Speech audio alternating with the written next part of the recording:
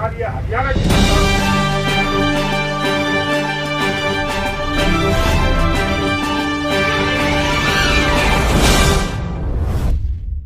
समाजवादी खेमा अमेरिका करता था। 1991 में जब रूस अपनी कमजोरियों के कारण ढह गया तो पूरे संसार के ऊपर अमेरिका की दादागिरी छा गई। एक ध्रुवी हो गया पूरा संसार। तो अमेरिका जो उसके वर्ल्ड बैंक है, IMF, इंटरनेशनल मॉनेटरी फंड, वो बाकी सरकारों को लोन देता है। तो लोन के साथ उन्होंने और देशों के ऊपर शर्त लगाई, भाई आप जो पब्लिक के भले के लिए काम कर रहे हो उन कामों को आपको छोड़ना पड़ेगा। आप लोगों को रिटायरमेंट के बाद पेंशन दे रहे हो, इसकी कोई आवश्यकता नहीं है। इसलिए भारत सरकार ने 1 जनवरी 2004 के बाद और हरियाणा सरकार ने 1 जनवरी 2006 के बाद लगे कर्मचारियों को उनकी पेंशन बंद कर दी।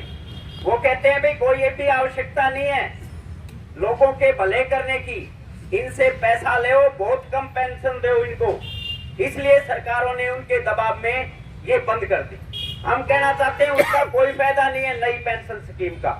कर्मचारी को भी घाटा है, सरकार जो पैसा दे रही है उनको, जो अलग अलग फंड मैनेजर बना रखे हैं, कर्मचारी की तनख्वाह में से 10% टीए का भी कटता है, बेसिक पे का भी कटता है, 14% सरकार देती है। वो घाटा है सरकार को भी, कर्मचारी को भी, क्योंकि जब रिटायर होता है कर्मचारी जिसकी 90,000 रुपए तक की तनख्वाह है उसको 3200 रुपए मिलती है नई पेंशन, और अगर पुरानी पेंशन मिले तो 90,000 को मिलती है 45,000। इतना अंतर है। 45,000 के ऊपर डीए भी लगता है, जो महंगाई भत्ता होता है वो भी। और नई इस पेंशन स्कीम में कोई डीए नहीं लगता, कोई कर्मचारी को मेडिकल भत्ता नहीं मिलता, कोई उसके मेडिकल के बिल क्लेम नहीं होते। इसलिए पूरा हिंदुस्तान का कर्मचारी इस हड़ताल को इसलिए कर रहा है इस नई पेंशन स्कीम को बंद करके पुरानी पेंशन स्कीम बहाल की जाए। इसके साथ ही हम जो मांग कर रहे हैं, जितने भी कच्चे कर्मचारी हैं या पूरे हिंदुस्तान में आंगनवाड़ी वर्कर, हेल्पर है, इनको सरकारी कर्मचारी का दर्जा दिया जाए, और जो बाकी कर्मचारी कच्चे हैं उनको पक्का किया जाए। इसके अलावा जितनी भी हिंदुस्तान में पोस्टें खाली पड़ी है, जैसे हरियाणा की जनसंख्या 3 करोड़ के लगभग है अब, और यहाँ अगर विभागों को सही हिसाब से चलाना है तो कम से कम 12 लाख कर्मचारी चाहिए। सरकार ये हरियाणा की सरकार है।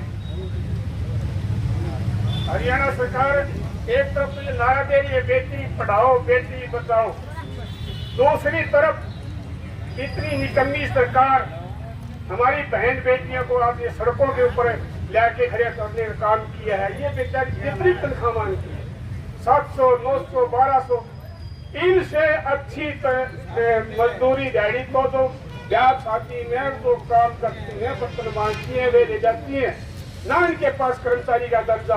फिर भी सरकार बेशर्म इतनी हुई है कि इनके ऊपर अपनी हड़ता के ऊपर खड़ी हुई है। तो इतनी बेशर्म सरकार भाई आज तक हमने तो देखी नहीं। काफी साल हो गए संगठनों में काम करते हुए, चलो 1 दिन 2 दिन 10 दिन का कोई धरना होगा, ये तो बेशर्म सरकार ने 94-95 दिन में।